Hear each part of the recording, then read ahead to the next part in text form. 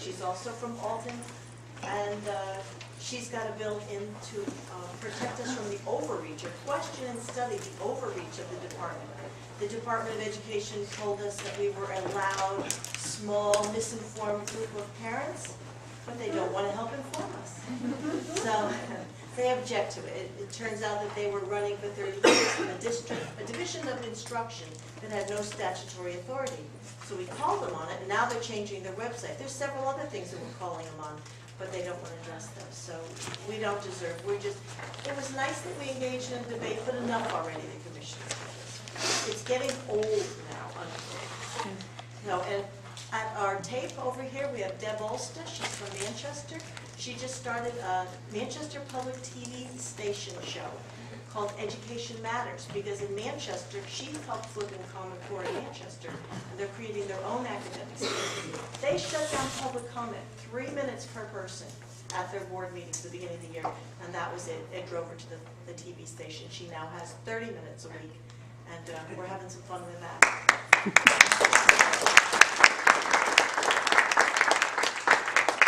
So I'd like to start with Krista. She's got a lot to say. Thank you, Doris. Thank you, everyone, for coming out today and for being a part of it. We kind of broke this up today a little bit and organized it on what we're going to cover. I'm going to be discussing today local control, and I don't think any of you would be here today if you didn't care about local control. Local control is important to us all. Local control is, rather than the state is independently making, is local districts making decisions independently on policies regarding curriculum and its compliance with state standards, teacher requirements, evaluation processes, and other specifications. What does local control really mean to us? Many of us intuitively feel that local control often produces better results than central control. However, intuition is usually not considered a valid argument. In some fields, however, studies have been done to support our intuition. In New Hampshire, which is probably, and I don't think I'm going out on a limb, it probably funds its schools at about 90%. Local control is, the funding is at the highest in New Hampshire, and therefore the taxpayers deserve local control. We need to be able to decide how our teachers are assessed, what curriculum we have, and all that leads up to money, how we're going to spend our money, how we're going to budget our money. When we have people making top-down decisions for us who are not native to our area, do not know our districts, do not know our students, then we have issues with that, because what we end up with that is we have unfunded mandates. We have people who are not in touch with what we've got going on, who aren't in the voting booth voting for these things. When you walk into a voting booth, you're essentially saying, this is what can come out of my pocket. I don't know anybody who doesn't vote with their pocketbook when you think about it, but when you look at your taxes and you look at what's in front of you every year, whether you're town meeting or SB2, you're looking at what can come out of your pocket to fund education. As property owners in New Hampshire, I'm sure you know that your property tax, about 2/3 of it goes towards education. 2/3 of your taxes go towards education. When you consider also that we're talking about a great amount of our taxes going towards that, and also our children, it's very understandable that education is kind of a hotbed topic in funding of it. People get very passionate about it, and rightly so. Excuse me. Education in the United States has always been emphasized by local control of school standards and curriculum and testing. The further away discussion is made from those aspects, the worse the decision is. Local control fosters local involvement, and that's what I was just talking about with taxes, and also with electing school board members, electing state reps, however you're voting, it all affects it. Local involvement ensures the best educational outcomes. So why do we have local control? What do we do with it? I'm sure some of you know the answer to that question, but our founding fathers believed in public education. In 1785, President John Adams wrote, "The whole people must take upon themselves the education of the whole people and be willing to bear the expense of it. There should not be a district 1 square mile without a school in it, nor founded by a charitable individual, but maintained at public expense by the people themselves." In 1958, Congress passed the National Defense Education Act. This legislation was the first in a series of legislation that turned on its head the foundational assumption that the U.S. democracy, since colonial times, that schooling of the young was to be a strictly local affair. Curriculum decisions were to be left to teachers, principals, districts, local school boards, etc. There was no cabinet level federal office of education, nor was there much federal support for pre-collegiate education. State governments rarely introduced what were then presumed to be local districts. Really intruded on what was then local districts, totally local control. In the NDEA, the National Defense Education Act, it states, nothing in this act shall be construed to authorize any agency or employment of the United States to any exercise of direction, supervision, or control over curriculum, program of instruction, administration, or personnel of any educational institution or school system. That's kind of the last bit of sanity there was with any acts that were done around education at that time. There was a few bright spots with civil rights. After that, though, there was a lot of emphasis coming up in 1965 when Johnson signed the Elementary and Secondary Act on Education. That basically was a centerpiece of the Great Society. This increased educational opportunities to children of the poor and was designed to legislate the disadvantage. But the NDEA prohibits designation. As with the NDEA, prohibitionist is I'm sorry, lost my place. The federal government was forbidden to intervene in local school policies, local pedagogy, and curriculum decisions. The Elementary and Secondary Act took away from that. It was really the first act that tied curriculum to testing. It's been authorized and reauthorized every 5 to 7 years since 1965. 1989, the first educational summit was held.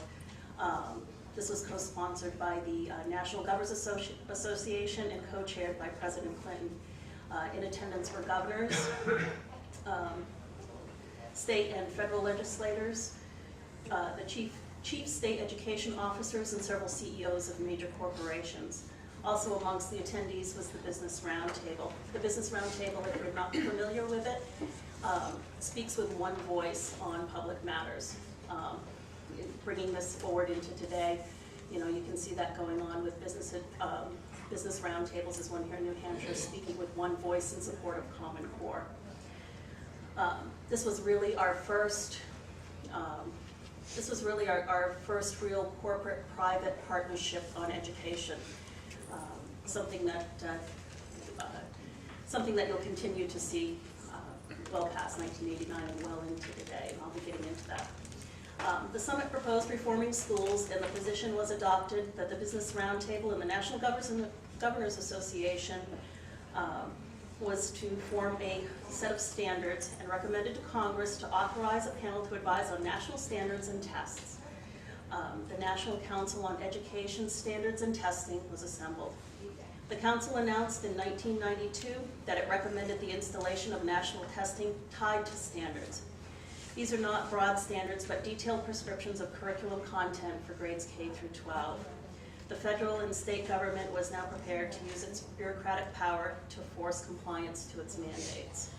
President George Bush incorporated the key testing recommendations of Raising Standards for American Education report in the legislative proposal that he named America 2000. It's funny because some of these that are coming up are ones that I didn't hear about a whole lot, even though I was certainly around during those times. I don't know if any of you remember it. But incidentally, this piece of legislation quickly died when the bill was blocked in the Education Committee of the House by the Black Caucus and a coalition of civil rights and children's and fair testing advocates. I wish they could be that noisy now.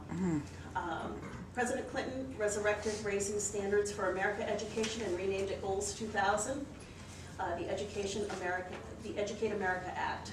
Federal funds were allocated to develop content standards and state and schools were eligible. Goals 2000 grants on the condition that they develop standards linked to the testing and linked it to testing. The national testing in reading and math for grades 4 through 8 were eliminated from the bill. Incidentally, I recently found in meeting minutes in the Alton School District where the Alton School Board also had voted down Goals 2000. Something I'm pretty proud of, kind of proud to hold on to that history of saying no to the money and no to the carrots being dangled in exchange for local control. In 2001, Goals 2000 was rewritten by the Bush administration and became the infamous No Child Left Behind, NCLB. The act authorized the vast majority of federal K-12 education programs, including, to name a few, teacher training, Head Start, early literacy, school libraries, bilingual education, technology, school safety. Math and reading became the focus for testings for grades 3 through 11, and boy, do we test. If you're not familiar with the NECAP test, looking into it this year, I've got a third grader. I recently learned that the third grade test this fall that my son would have been taking actually is 3 hours longer than the New Hampshire bar exam. Boy, do we test. So, needless to say, I opted my child out of it.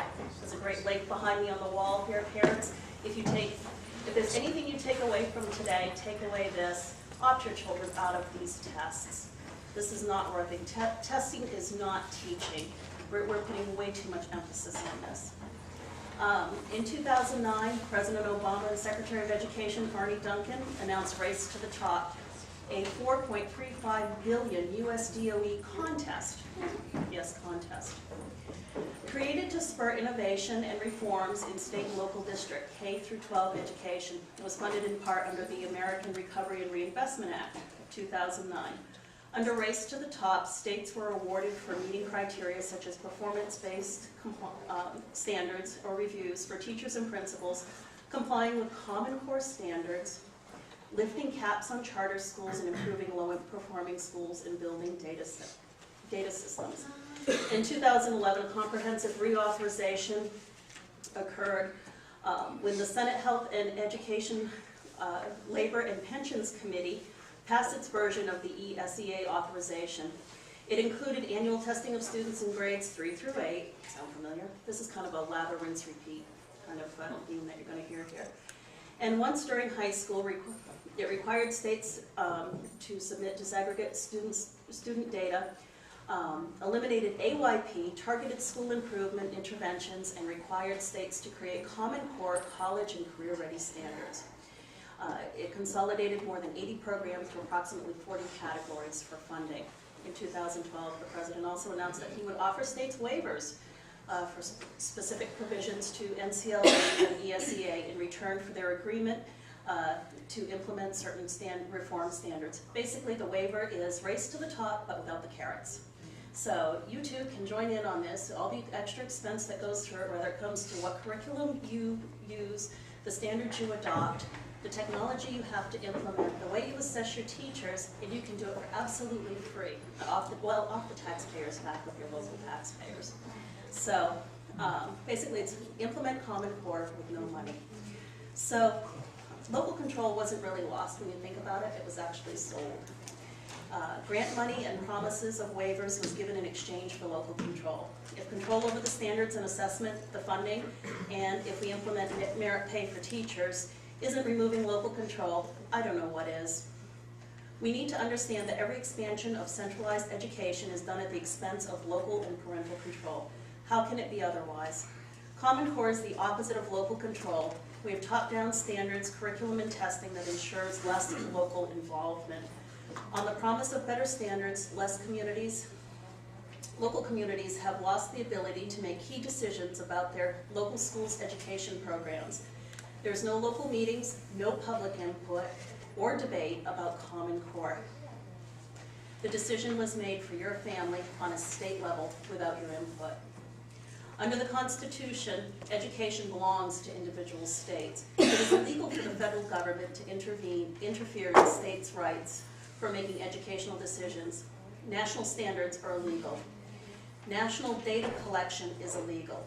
And the General Education Provision Act prohibits the federal government from directing education. It states very, very clearly, quote, No provision of any applicable program shall be construed to authorize any department, agency, officer, or employee of the United States to exercise any direction, supervision, or control over the curriculum, program of instruction, administration, or personnel of any educational institution, school, or school system, or over the selection of library resources, textbooks, or other printed, published instructional materials by any educational institution or school system. Diane Ravitch, the educational historian who's become the leader in the movement against corporate influence school reform, stated in her speech to the Modern Language Association just last month, she stated, "No other nation in the world has inflicted so many changes or imposed so many mandates on its teachers in public schools as we have in the past dozen years. No other nation tests every student every year as we do. Our students are the most over-tested in the world. No other nation, at least no high-performing nation, judges the quality of teachers by the test scores of their students." The U.S. Department of Chief of Staff wrote, and I'm paraphrasing this, that Common Core was designed to create a national market for publishers, technologies, companies, corporations, and so on. There's your stimulus money at work. So, wrapping this up and bringing this to a close, a couple things I want to share from you. There was a student in Tennessee, maybe you've seen it, it was a viral video that went around. He nailed Common Core, he hit it hard, Ethan Young. I've watched that video probably 20 times, it's phenomenal. He said, "And today we find ourselves in a nation that produces workers. Everything is career and college preparation. Somewhere our founding fathers are turning in their graves, pleading, screaming, trying to say to us that we teach to free minds, we teach to inspire, we teach to equip, and the careers will come naturally." So I encourage you to take back your local control. Run for school board, get involved, attend school board meetings, become a part of the solution. Look for ways that you don't have to adopt these things. Ask questions about the curriculum your school district is adopting. Attend town meetings, attend school board, annual school meetings, depending on, again, if you're SB2 or town meeting. And I'm speaking to those of you here in New Hampshire. I realize there's probably some people out of state, but just the same. You've got a voting process, you've got a voice. Look for opportunities to recognize it and to use it. When I became a board member and when I was reelected, there was an oath of office that I had to take, and in it, I have that one paragraph in it states that that I will swear to I and my name, I, Krista Argyropoulos, do solemnly swear that I will bear faith and true allegiance to the United States of America and to the state of New Hampshire, and will support the Constitution thereof, so help me God.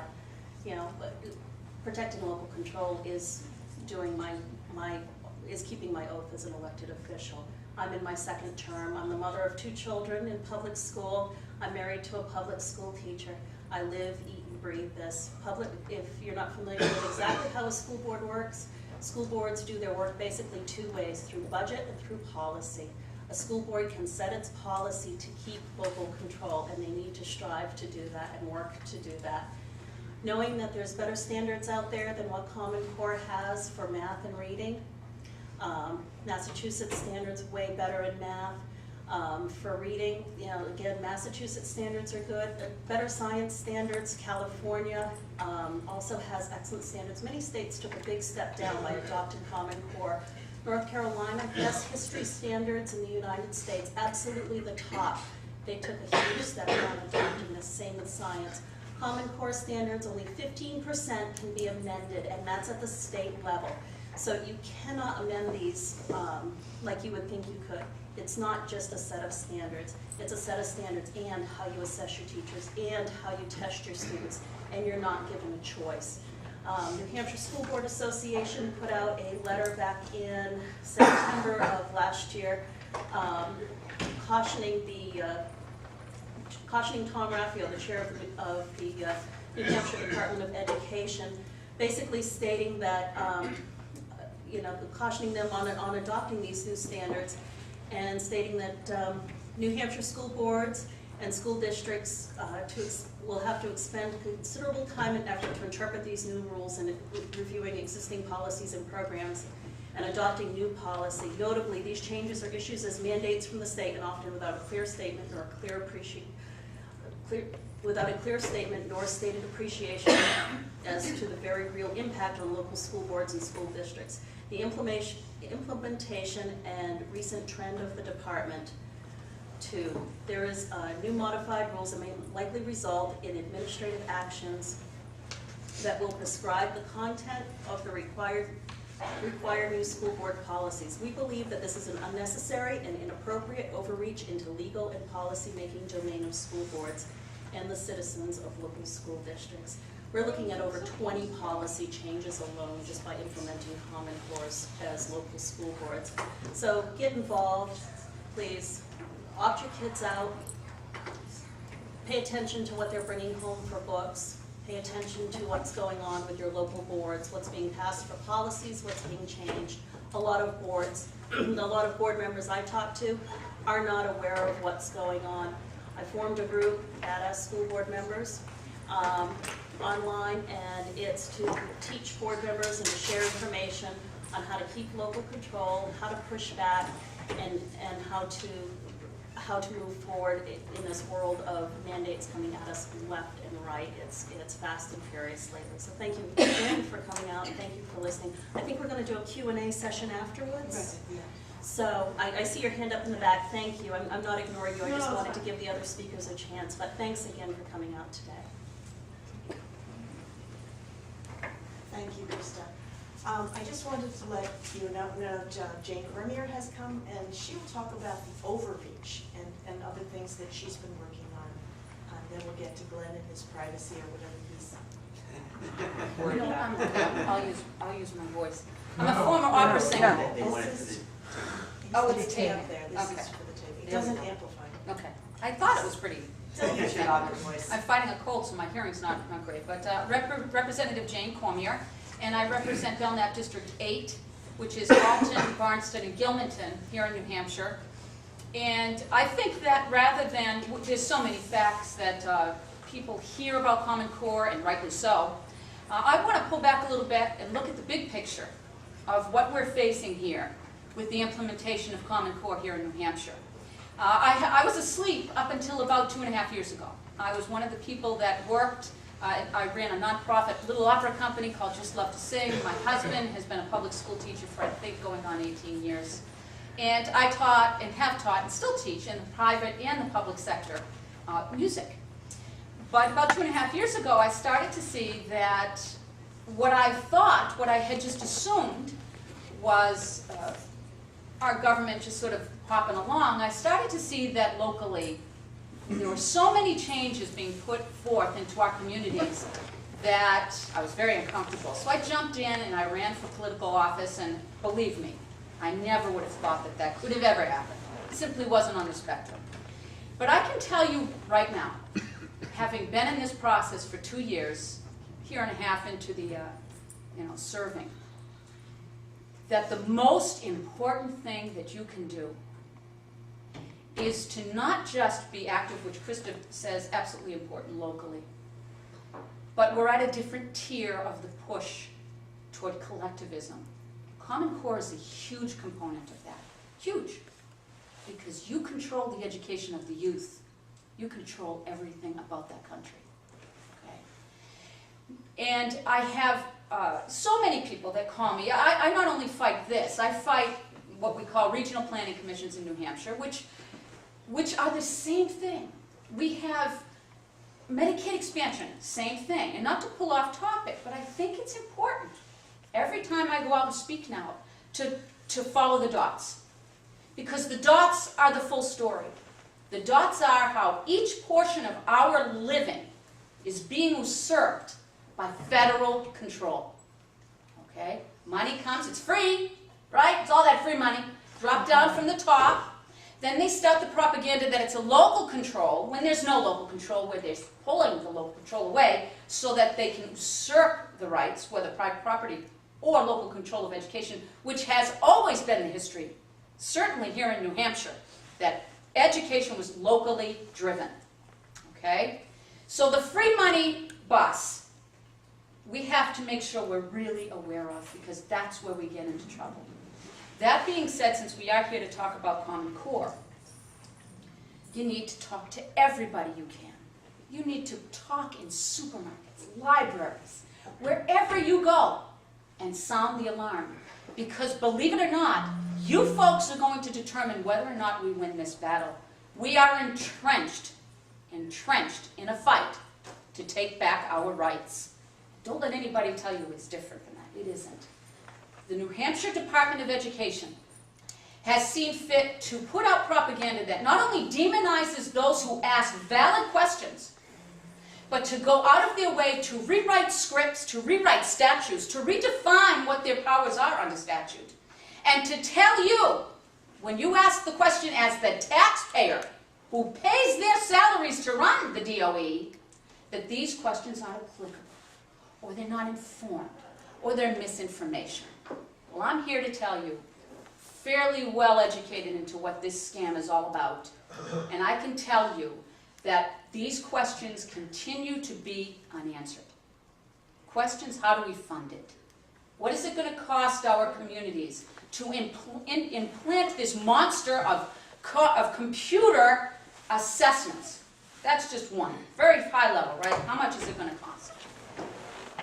Despite the fact we have all, and I think all of us have been at DOE board meetings, hearings, committee meetings in the State House, forums, press conferences. No one answers the questions. You go out and you keep asking. You go to your school board. When they don't have the answer, maybe they'll go out and they'll ask somebody else. Because you know what? They're not going to get the answer either. It costs more than we can afford in every way you can look at it. They will tell you that the data mining is being taken care of because New Hampshire really cares about privacy. Well, you know what? I think New Hampshire citizens really care about privacy. I'm not too sure about the overreach that's going on in our bureaucracies, but I can tell you data mining is a fact. FERPA was readjusted in December of 2011 to allow third parties to have information that virtually beginning to end of their students, and through the students, your family and you. And every time that they say that that's not an issue because we have laws on the books, the federal laws are something that the state bureaucracies can run it right through. They can bypass the fact that our legislature can have laws, but you know what? They can still bypass it. Because it's federal statute. They change the private law on the books, FERPA, to put this into place. It's all about data mining, in my opinion, and it's all about collectivism. It's all about taking the individual, whether it's in the community or it's in the school system, away from us.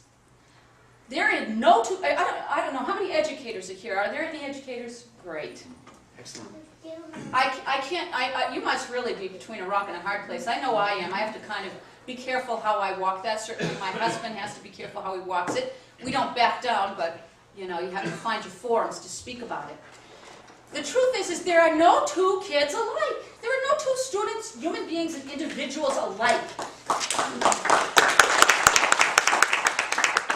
Why would we propose a uniform way to educate our youth? The only reason that we want uniformity is because it serves the collective. Common Core is not about education. Make no mistake, it's about making sure that the majority of the students that leave this education system leave it with a workforce identity, right? Get them into the workforce. Why do you want them in the workforce? They pay taxes, don't they? When you're in the workforce, you pay taxes? Of course you pay taxes. How do they subsidize these programs unless the people are in the workforce paying taxes? When I went to school and I went to college, thank goodness, I am so grateful. I have a very broad degree that had an accent not only of performing arts, but of psychology, creative arts, philosophy.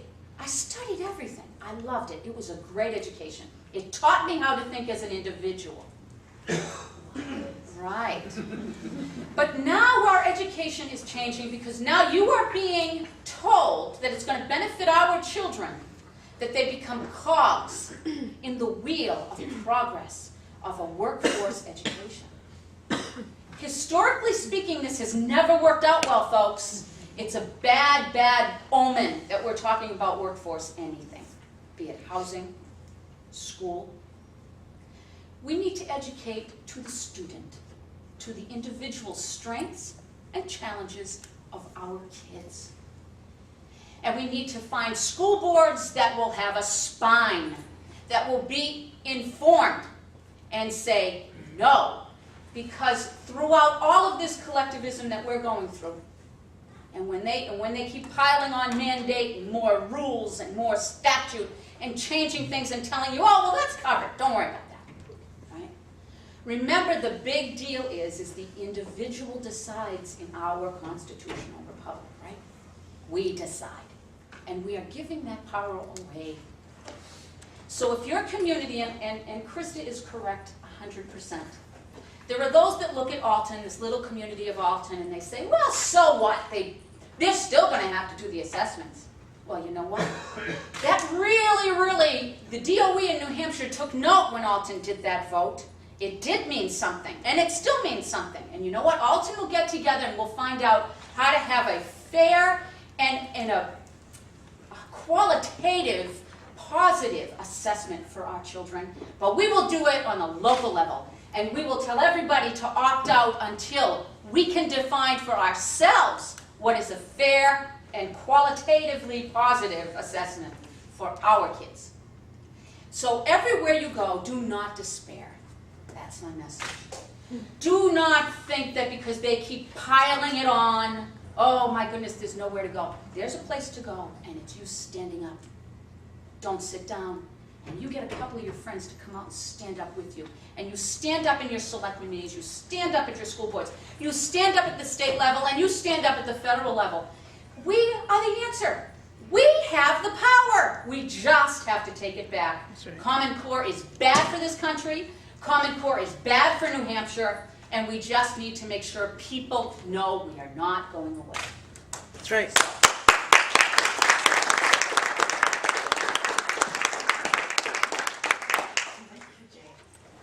Next we'll hear from Glenn. Glenn, you've got the Thank you very much, and thank you all for coming.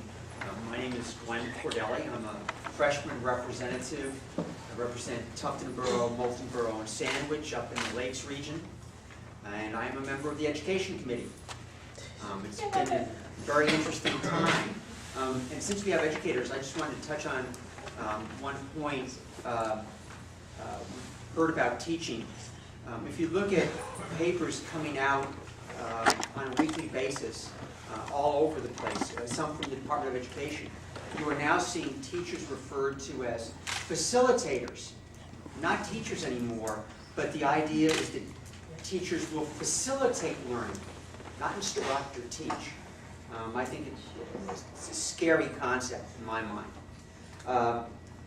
I wanted to talk about what's going on down in Concord and what role you can play. I wanted to mention 4 or 5 bills that the Education Committee is hearing that you should be aware of, and hopefully can communicate your thoughts to your representatives. The first is a bill called HB 1508, and that is a bill to terminate Common Core in New Hampshire.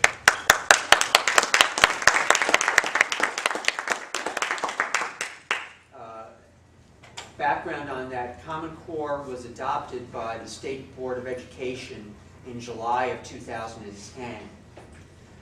They had 2 public hearings, one on math, one on English language arts, and best I can determine there were 5 or 6 educators who talked at the public hearings. And if you read the minutes of those June and July meetings from 2010, you will see that they adopted Common Core based on, we have to do this now because we have to get in our application for Race to the Top funds in August. So, so 1508 is a very important bill. It's not going to be voted favorably by the House Education Committee. But every bill in New Hampshire, whether the committee likes it or not, goes to the full House for a hearing. Every bill. In a lot of states, if a committee says no to a bill, it dies. Not in New Hampshire. So you still have a chance to impact the ultimate result of this bill. And I'll talk about that in a minute. Another bill that you should be aware of, I'm a co-sponsor of this bill, is HB 1432. And we've heard discussion of the assessments. There are two assessment consortiums that were funded by the federal government. We are part of the Smarter Balanced Assessment Cooperative. And House Bill 1432 would delay for 2 years the implementation of these assessments in New Hampshire. These are assessments aligned with Common Core. They will be given on a computer. There are many concerns, and I'll touch on some of those in a minute, but one of the concerns, my concerns, is the impact on special education students. Let's see, related to those costs, since they're given on computers, a lot of districts have to go out and upgrade their computers, buy new computers. Some districts are saying, it's not costing us any. Some districts are saying, of course it's costing us. There was a bill, HB 1247, that says the state is mandating that we take these assessments. We need technology. Therefore, the state, under our Constitution, which says there's no state mandates without funding. So under this bill, the state would have to pay at least 50% of the technology upgrade costs for every school district. I'm putting in an amendment on the floor to make it 100%, and that should also apply to public charter schools.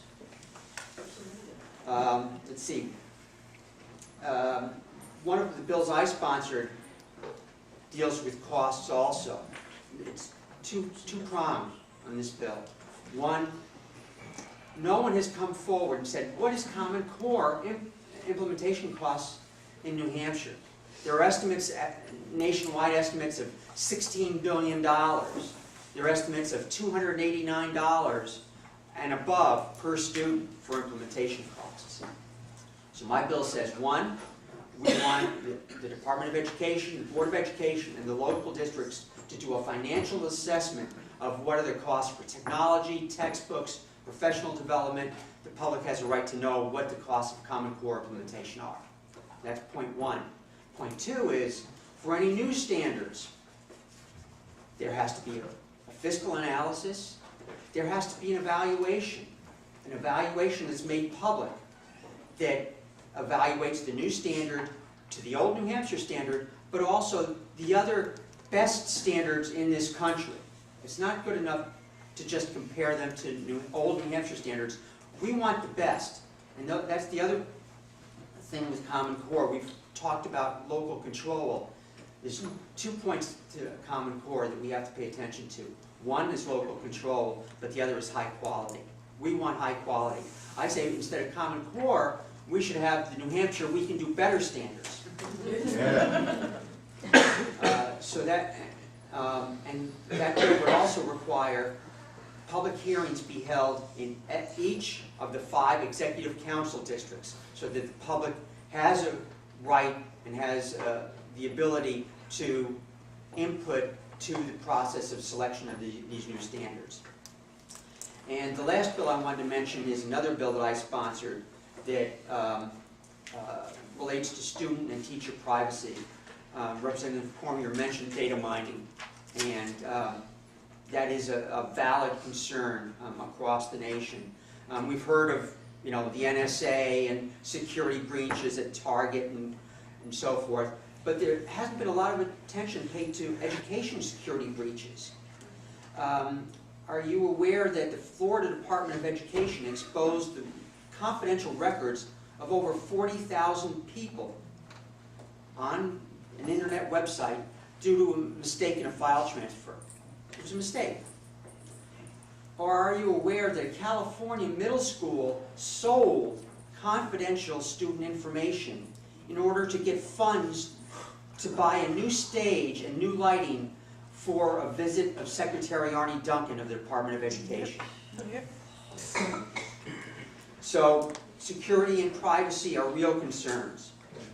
And there's a perfect storm brewing in relation to education and privacy.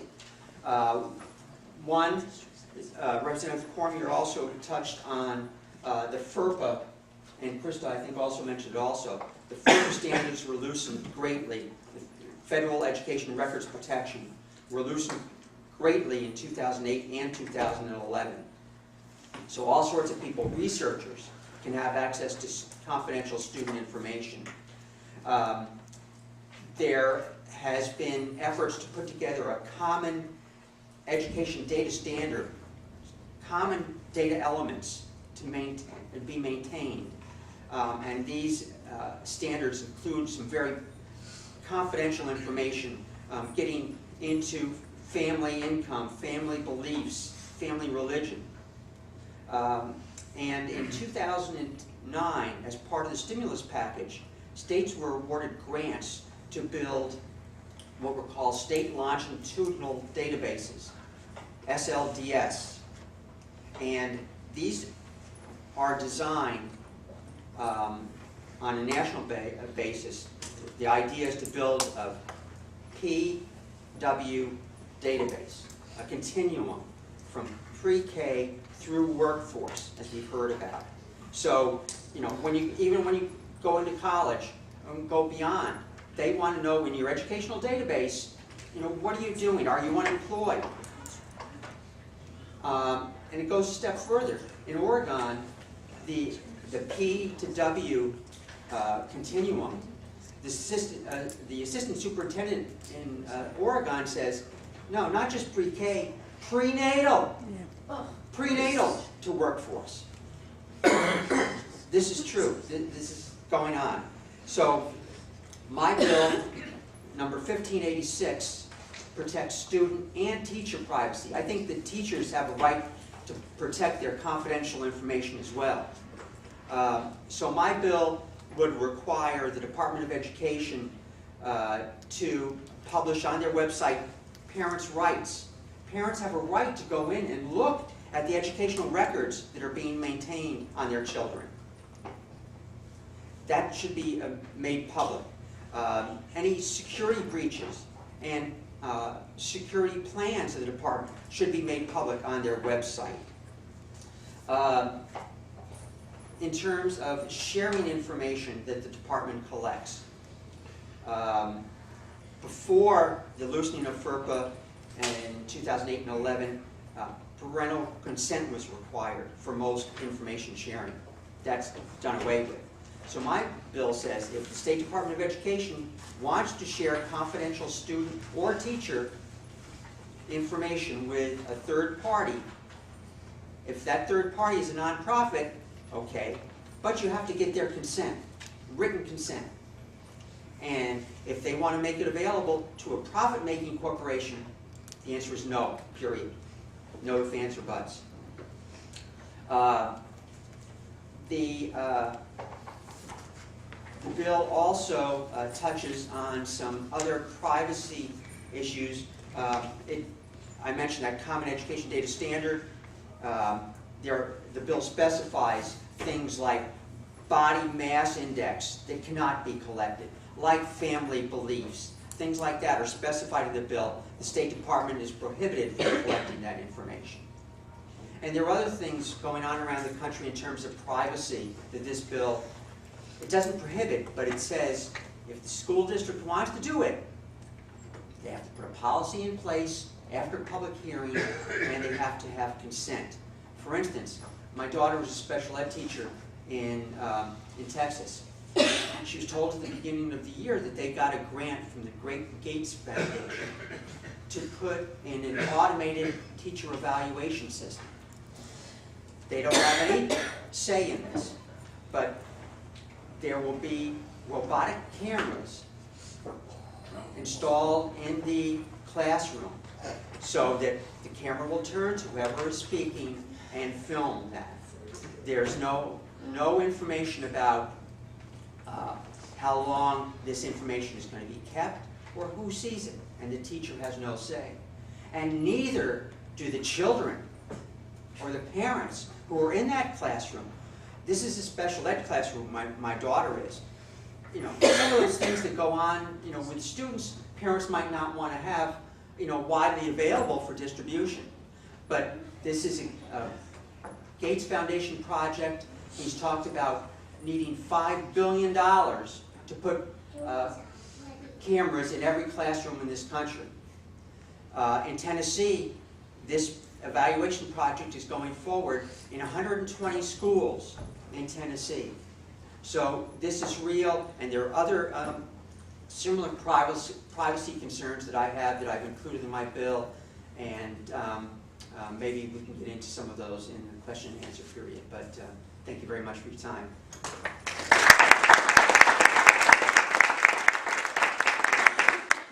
Thank you, Glenn. As you can see, there is so much information. The first thing you need to know is where to find more. And on Facebook, we are very fortunate. 50 states have a Facebook page called Stop Common Core in New Hampshire, in Rhode Island, in Massachusetts. We have been sharing information, and this is a huge leg up because we're not fighting this alone. When something happens in New York State, we take every victory as ours because we can copy that same procedure and we can get success here in New Hampshire. And it's coming. Like in New York, they're in the riot stage where you have superintendents and teachers speaking out. In New Hampshire, the teachers are quiet. We had the principal in Nashua, Principal Nelson, came out and said, Smarter Balance is not age appropriate. And they talked about it. And some of the teachers anonymously spoke to a Nashua school board member and said that these are, you know, like they did in here, these are child abuse, especially for special ed. These will destroy the children. These will make the children feel like they're this big, they're not smart, they're stupid, they won't be able to do well. Some teachers don't even want to administer them. So if you go on Facebook and you look for either New Hampshire Families for Education, we have a Facebook and a website, or Stop Common Core, any kind of combination, like opt out of whatever, just look for it. There is a Facebook page, so you can get infinite information. We try to keep on New Hampshire Families for Education a list of all the legislation and what's coming up, what hearings you need to go to. For the Smarter Balance test, I went to the State Board of Education. I said, you know, SB 48 last year, we eliminated dispositions. We said that we are going to measure our students on knowledge and skills, but not dispositions. There was a big battle over that. They pulled dispositions out. Well, we don't control those tests. Dispositions are in there. So we're still going to the state and saying, hey, look, it's right on Smarter Balance website. It says that they're going to measure dispositions. Not all of them, but they're going to measure them. Dispositions are your child's values, attitudes, and beliefs. So wake up. This is not what you want. State law says, not only do they pull dispositions out, but our statewide assessments have to be valid, fair, or valid, appropriate, and objectively scored. Dispositions cannot be objectively scored. Smarter Balance website talks about validation. They will not be valid in 2015.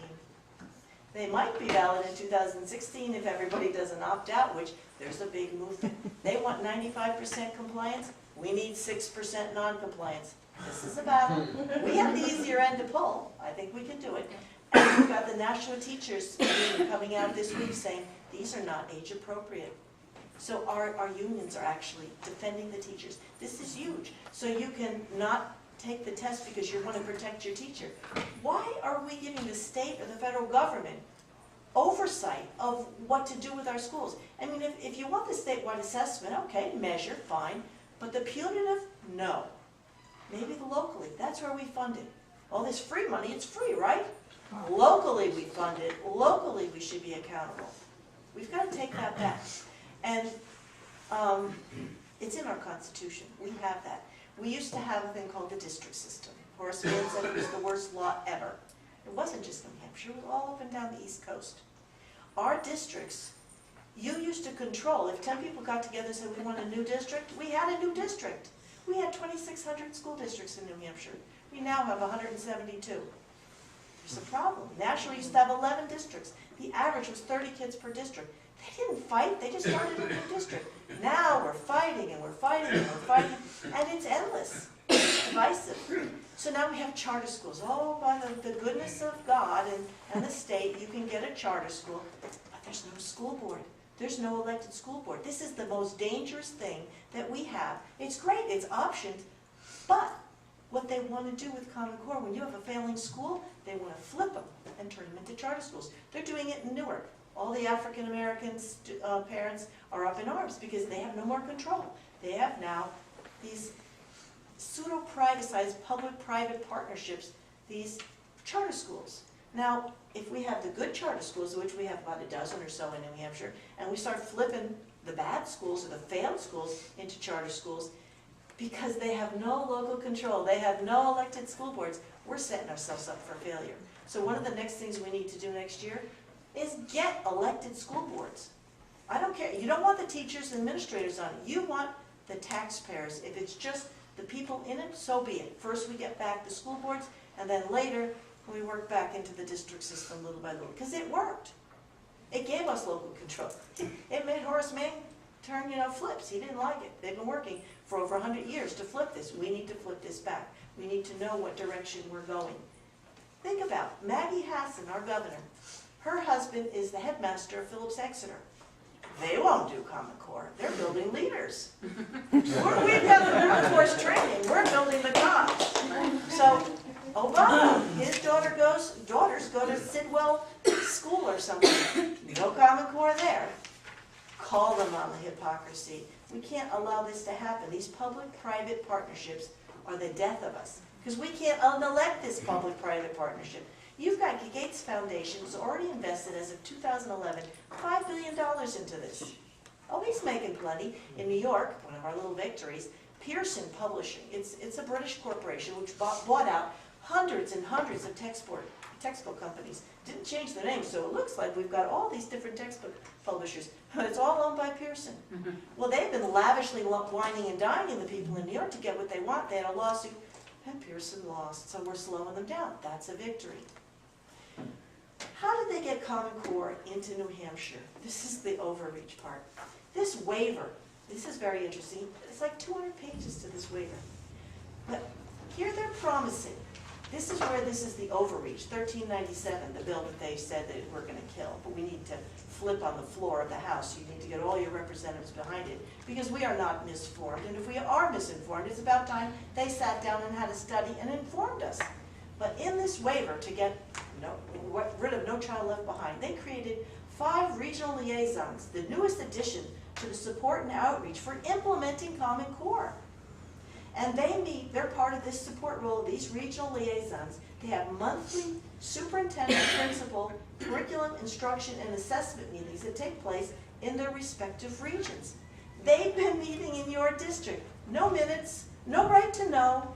They've been telling you, forget the school boards, forget the legislature, all your representatives, they go underneath. This is the executive branch. They're going behind your backs, and they're implementing it, because the first time you hear about it, it's already in your school, and this is how we're doing it.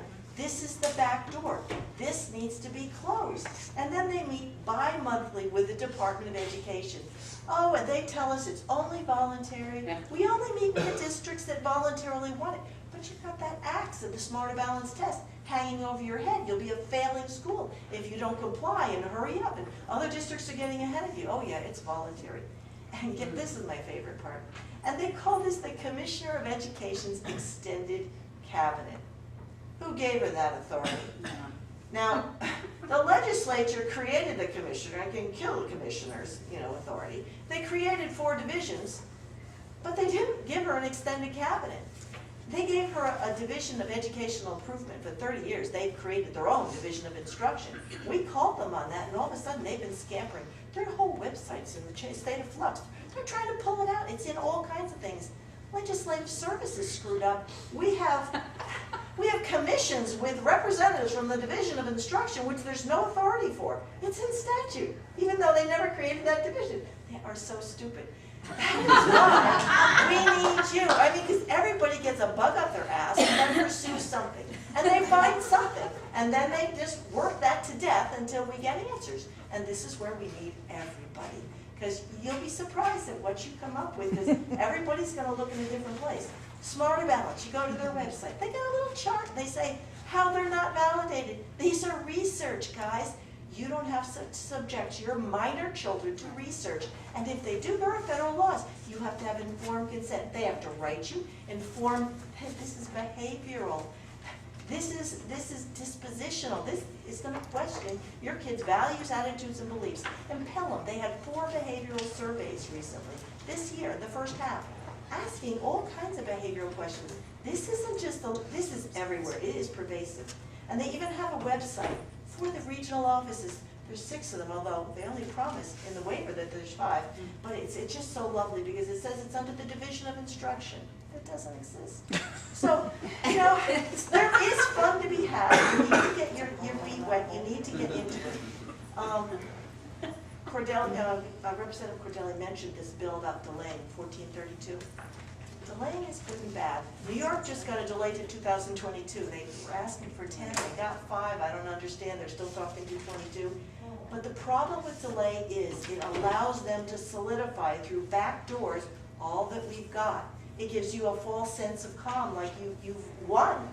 You haven't. So I asked that they modify his bill. Forget these regional public hearings. I want a public hearing in every district. I want every district to reconsider anew, not whether or not to delay for 2 years, but whether they want it.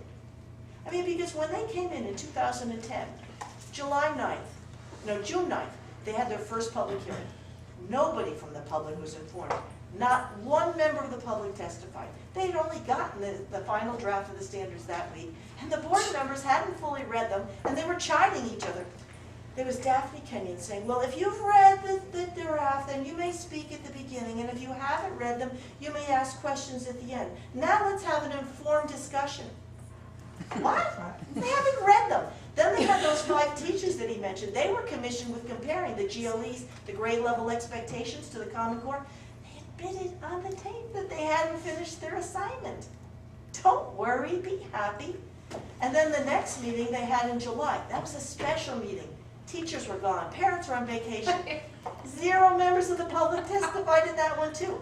The commissioner, or the chairman, he was a little upset. John Lyons, wonderful man. He said, this is centralization, we don't want this. He was that 4 to 1. He said, this is being shoved down our throats. He says, there's no mechanism for amending these things. Essentially, it's education without representation. Because when you want to fix a problem, who do you go to? You can't go to your district, you can't go to the state, you can't go to the governor, you can't go to the federal government because it's copyrighted by Achieve Inc. There's no method. So those changes will be shoved down our throats, he said with a smile. He wasn't happy, he wasn't. And he got yelled at by Daphne Kenyon. You need to go back and read those standards again.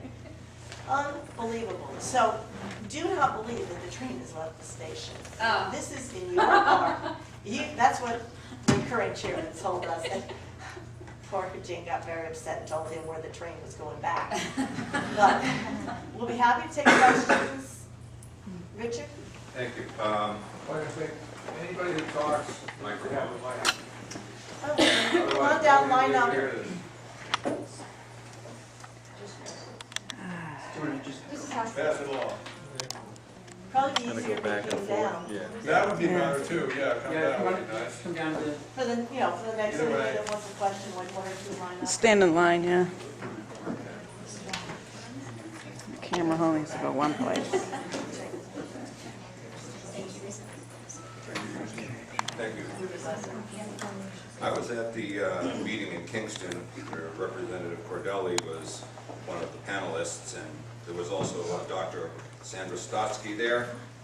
And one of the things that Dr. Stotsky mentioned, which set up some red flags for me, was Common Core provides not just supposedly standards minimum, but it also provides a cap, a 15% cap. Now, supposedly anything beyond the Common Core standard had to be tested on the district's own dime. But were there penalties for exceeding the cap? What if you wanted to teach double the standard? Yeah. What would happen? What would be the penalty?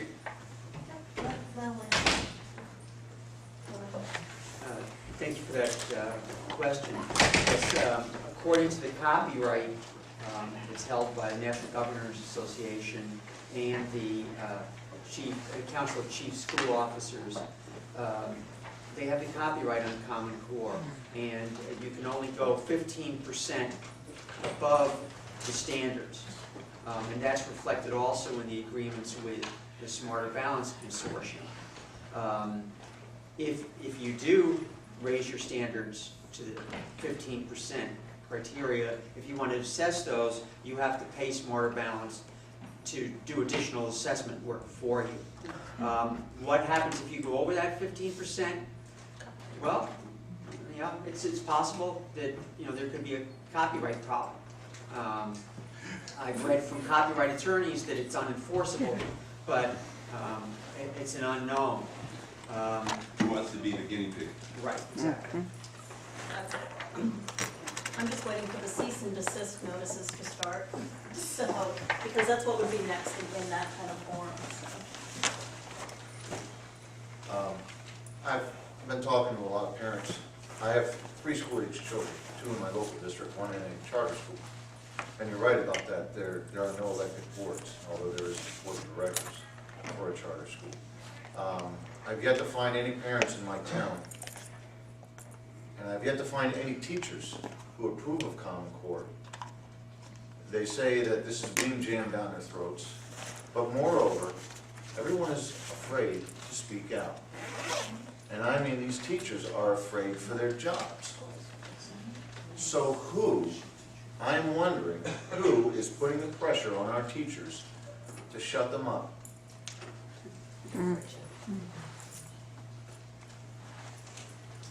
I think that when you have evaluations being written by administrators that have signed our schools into this, you have a right to be nervous about what could come back at you. And here's my thought on that. I don't know if it's an answer, but I suspect it is. That if the parents can start to go into solidarity with these teachers that do the work and understand that this is not the way to go, and connect with them. When teachers start to feel like you might have their back, I know my husband and I would feel that way. If we know that the folks are going to have our back if we do speak up, you might find that this could be flipped. Right now they have controlled a lot of the propaganda out there. Pockets of informed people like what Doris has done and what others have done to bring the truth up. We're still against the behemoth of the New Hampshire DOE, right?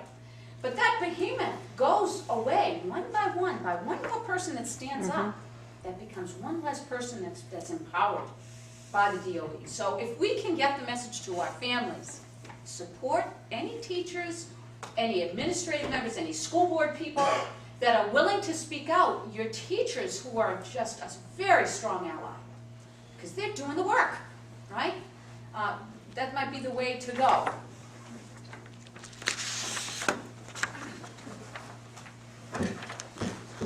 My name is Pam Ian. I am a teacher, public school teacher, have been for almost 30 years. And I can kind of shed some light onto that. We are not allowed to comment on district policy in a negative way. What we can do, as an individual, like I have gone to the State House and I've spoken about different things that the district has done. I don't live in the district where I teach, so I cannot get together with the parents and say, hey, this needs to change, unless they come to me. In my own district, I'd have no problem doing that, because my kids go to that school. But there is a lot of fear on the part of teachers, especially in the district where I am, about the IB. They were afraid that because they hadn't been teaching there for over 3 years, that they could lose their job if they go against, like what you said, what the administration says. But teachers can lose their job if they go against it publicly, go against district policy and single out their district if they don't live there. And if they live there, they can do it as a parent. But I can't, as a teacher, just say. Can I ask a question? Yeah. My question is why, if the taxpayers of that community, right? Sorry. Can't the taxpayers defend that teacher in that district if they do say anything? There's nothing because of contracts that they can do? Usually there's nothing that they can do in that kind of setting, Jane, because it would look as they were undermining, they weren't keeping their part of the contract that they had signed on with the district. Any district that was to go after them like that would document the grievance well and would do due process to do it, but still through that, you know, it's a rock and a hard place, and you know, you're married to a public school teacher just like I am. You know, they've got to be very careful about what they say in public. You know, when our board voted against Common Core, we had teachers who came out in favor of it. There were several at the meeting. I met with some of them afterwards with another board member. We went in and just had a discussion with them, why we voted the way we voted, to explain ourselves. And I've been on a stump for years about NCLB and how bad it was, because every time we didn't make AYP, man, we got the snot beat out of us. We'd have teachers' contracts fail. We'd have people who would use it as a political club against our teachers' unions. And in going forward and saying, hey, you know, remember what you went through with NCLB and when we didn't make AYP? Well, it's going to be more of the same but worse with Common Core and with the testing and everything, because it's going to be part of your evaluation. And you don't teach English or you don't teach math, you know, you don't teach reading, you don't teach math, but you're still going to get slammed with this. And it's not probably going to even be the grade you teach. You know, it's going to be, your assessment's going to be on the 5th grade, even though you teach 3rd grade. It's crazy. That's how the assessments are now. That's how the assessments are now, but it's as the school. It's not as the individual teachers. And some districts may have already accelerated and done that and adopted that, but that is really how it's going on. And when they understood that, they were like, wow, now we understood why you voted the way you voted, even though we spoke for this. We didn't know this was the whole picture. I'm nervous to be on that. Okay. Do you want to come down and No. I can repeat your question. Right. Go ahead. Okay. I think what you're saying is interesting because, like a lot of what you've said today, we have not, I'm a teacher. I teach in a middle school. And my impression of Common Core was literally that it's reading and math standards. We have not been told anything about the test scores being against us, nothing like that. And we adopted this year in our school a reading program for Common Core. It's the only program right now that is developed based on Common Core standards for reading. And my special ed kids that are in my classroom this year are sinking because the program is so incredibly difficult for them. The lowest level of the program doesn't even begin to help my lowest level kids. The reading level is way too high. The stories that are in the books are so advanced that even my high kids don't have an idea of what they're talking about. When we just did one on democracy and government, I'm teaching reading and language arts. I had a hard time understanding the democracy and government that they were trying to teach these kids. And now I'm going to have my job based on whether I can teach reading. Well, I was talking to my husband about it, and he's like, so wait a minute, are you teaching reading or government today? I was like, well, I'm supposed to be teaching reading strategies, but I can't because I have to teach this government in order for them to understand the reading. And then you come up against the problem of you've got the time. Like I have a 45, 50-minute class, and I have to teach reading and government in that 50 minutes. So it's interesting what you're saying, because up until this point, I'm kind of like, oh, well, Common Core is not that bad. It's just reading and language arts standards. And you know with the testing that the 2% rule for students with special needs is going away. So if you've got a child who's not performing at grade level, they're still going to be tested at grade level, and your evaluation is going to be based on that, and that's wrong, because that student is doing the best that he and she can possibly do. I've got a son with special needs. He's working at almost 2 to 3 grade levels below where he should be. He's in the 3rd grade. This year he was supposed to be tested 3rd grade math, 3rd grade reading. Well, he's barely doing kindergarten math, and he's doing about 2nd grade-ish kind of reading comprehension. I opted him out of the test because that would have been abuse for me to put him through that. It would have been like putting a test in front of me that was in Italian or When something. you're talking about testing, though, are you talking about this new test that's coming out? Yes. Yes. Is that what you're opting out of? And you know what, and the other thing too, and hang on 1 second, you're so patient. The other thing too is it's the pilot that's going on right now for the Smarter Balance test. That pilot, schools don't get results, parents don't get results. Students who take it and teachers who take it have to sign a confidentiality agreement before they go through it. How fair is that? I, as a parent, can't get my own students' data from that. Never mind school districts getting it, teachers don't get it, nobody gets to see it. It's a secret. The only people who get to see it is the Smarter Balance Consortium. So And these are tests that are being, like, trials, basically? Yes. these are the pilots of the Smarter Balance. So All not the all schools are doing it, because we're, Correct. this year we. schools are invited to do it. We- Alton opted out. Our school's not doing those, we're doing STAR tests this year. Have you heard of STAR? It's a different assessment. That's a different assessment. So that's totally That's wrong. not- yeah. 2:15 is when it starts, It's- doesn't it? The do you assessments know- kick in at 2:15. Do you know as a panel, is RTI connected to? Race to the top, yes. Race to intervention. Response. yeah. Because It's all we just- related. We implemented that in our school this year, and I have to say, on the flip side, I have seen great gains from integrating RTI into our school this year.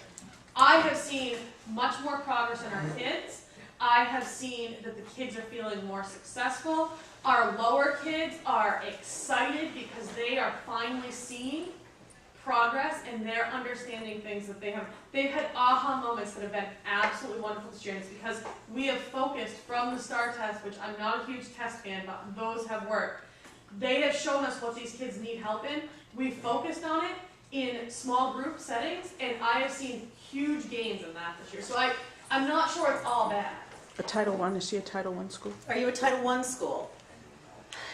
We lost our funding for Title I 2 years ago. Count your blessings. So, yeah, no, it's been great. Seriously. We had one teacher that they kept Where's the on. All of our Title I school teachers, they lost their jobs basically because Yeah. Title I went away. We kept one on as basically a floating aid, local level, and they kind of helped with it. But it's the RTI part.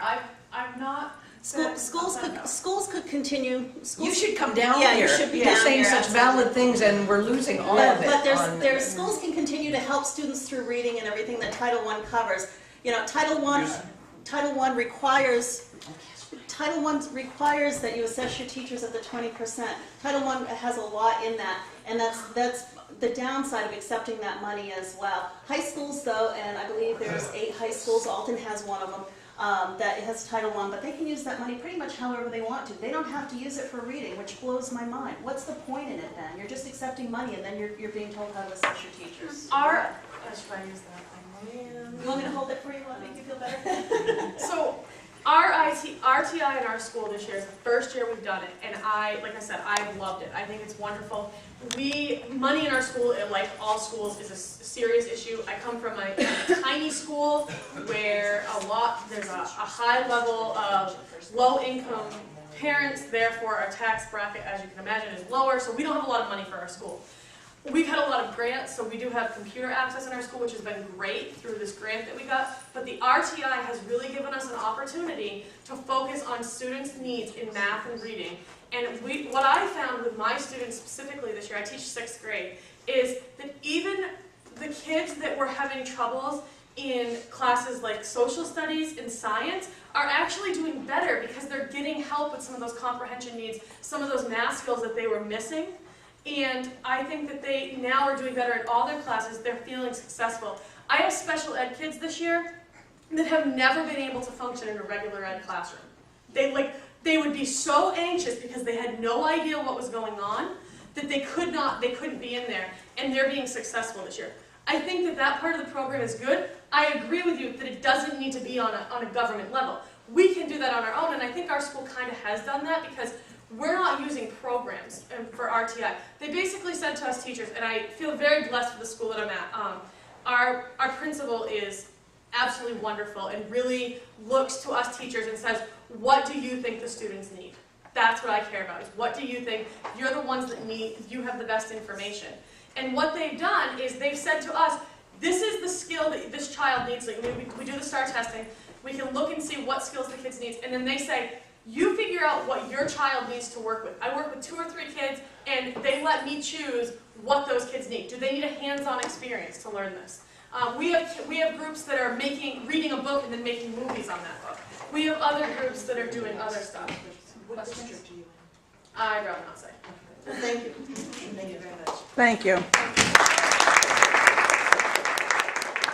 Part of the problem is they set you up for failure. If they give you their standardized tests, they set the cut scores so that you fail, quote unquote, and then they're giving you remediation. So it's, I'm glad the remediation's good, but I'm still not sold on the product. Hi, I'm a homeschooling parent. My kids are in their mid-20s, so they are long finished doing that academic thing, except for they learn every day, right? Anyways, when we started, so subtract, and that's when I started homeschooling. And back in those days, the reason I started homeschooling is because of this kind of stuff that the government's imposing on not only children, but parents and citizens. In any event, what I wanted to say is, first of all, I think John Adams would be jumping with glee in his grave and writing letters to Abigail. Yay, we got it! We're all getting educated now in the public system. So he was the one who started this off on the wrong track, so do not like him. He was the mistake to start it all. But if it hadn't been him, it would have been somebody else.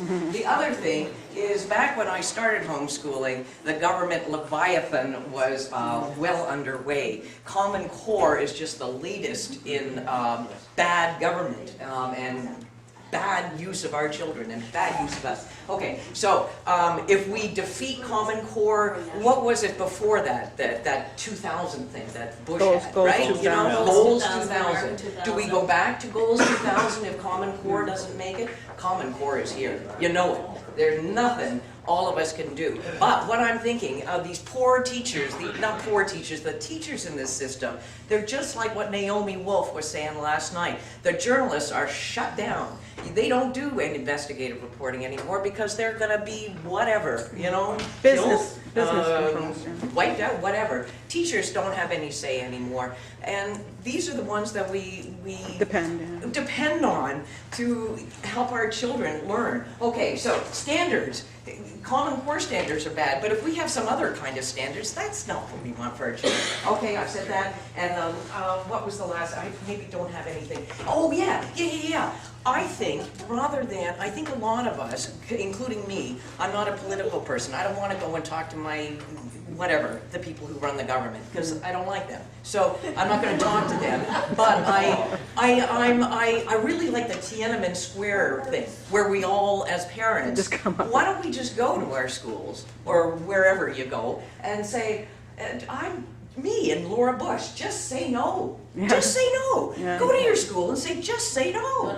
I'm not paying my tax. Just say no. Right? Yeah. Yeah. The question that we're getting in our area from parents and from community members about if we don't test our kids is, how are you going to know my kid is successful? And it's a question as a teacher, it's a hard question to answer because they're saying without these tests, and I'm not saying it's right because I think testing's for the birds, to be completely honest. But there are assessments out there that are content-based. The problem with these assessments is they go dispositional, they go behavioral. This is a transformative education program, and they say that. Their whole purpose is to transform Johnny's attitudes from what Johnny's mother taught him at home. Because we need to be a melting pot and we need to make sure our workforce is all college and career ready. The problem with homeschoolers, and I homeschooled 6, is will they be quote unquote college and career ready? Will they be able to get college loans when they go to college? My son went to college and he was quote, he didn't have the ability to benefit unquote. Because he didn't get a high school diploma. I promised to write them one, that didn't matter. He was graduating, he was accepted at Harvard to work on a PhD program, and they told me that he couldn't graduate from a New York State university because he didn't have the ability to benefit from the $5,000 loan that he took the previous year.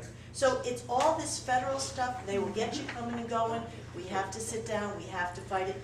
You want to be accountable, that's fine, but let's be accountable to the local districts the way we used to be. So you're saying that these new tests are they want the kids' I don't care if behavior? they're wonderful or they're horrible. When do they ask us? When did they go to our legislature? When did they go to our school boards? They circumvented, they go through the executive branch. They're not even That's state, our problem. they're not even state assessed. So Is this that new we test have that's education coming? without representation. That's bad. They can put in the Kool-Aid from the top and it just goes right down. But what do we say to them? And I agree with you that those tests suck. We say no. Okay, but no, but the parents are coming to us and saying, well, if you're not testing my child, Get another assessment. then how? You're a teacher, work with teachers. Teachers find solutions. We don't always have to say, here, give me something. We have to think for ourselves. Exactly. Homeschoolers do it. Exactly. We get our kids into Ivies. We have no certification. We're just idiots. So what's the We're choice? misinformed. Our school is working towards getting away from grading, and I think if you get away from grading, then you can fix this problem, because if you get away from grading, Every district should be a laboratory, an innovation laboratory. right, Should if do you get away whatever from that grading, then community you don't have wants. to worry about these tests, because you're basing what Right. they're doing on where the kids are as an Do you individual. know my oldest first test was the SATs? He never took tests. Yeah, that's. He aced the freaking things. And we shook our heads and was like, this kid never finished a project in his life.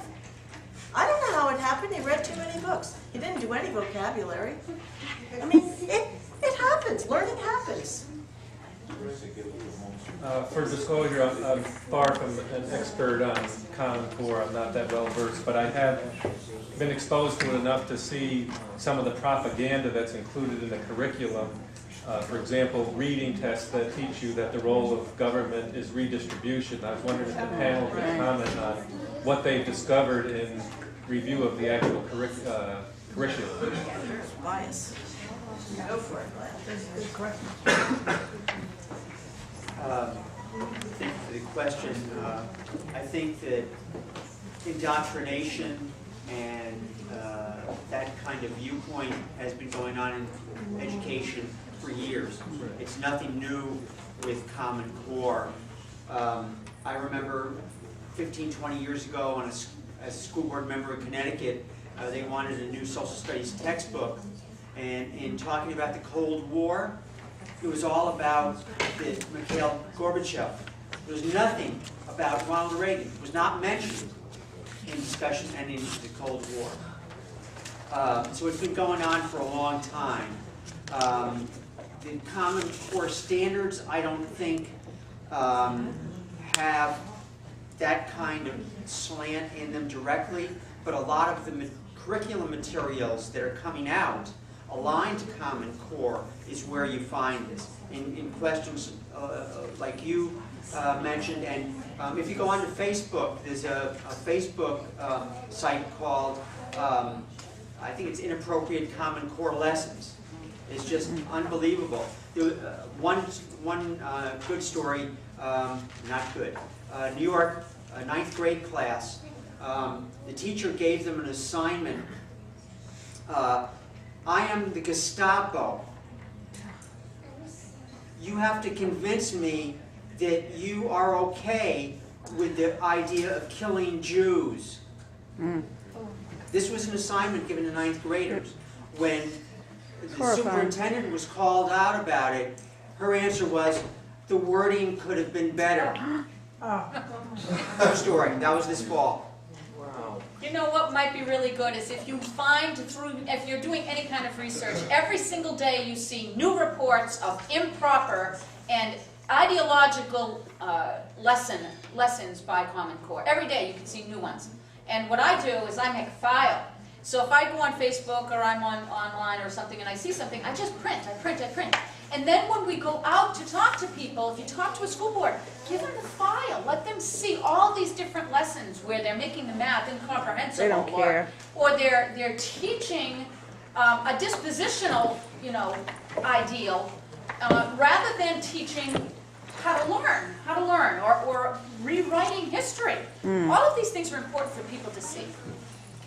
Last question, I guess we're getting close to the end. Yeah, right here. Yes, hello. Me and my wife are hoping to make meetings in New Hampshire this year with Connecticut.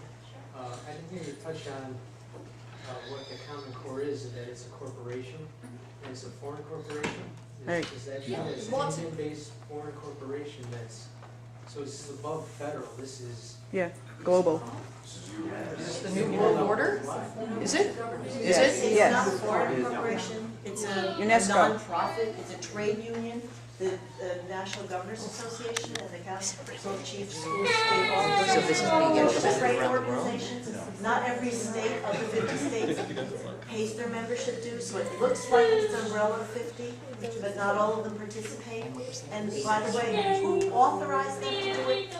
No legislative body that I know of. So it's just, like, if you had a bunch of rich friends and you got together and you had a big umbrella and you said all 50 states are involved, does that make you God? You know, that's where it came from, rich folk. Hi, Larry Borland. I'm a faculty professor at the University of Pittsburgh. I'm also school board president in one of our local school districts in Pennsylvania.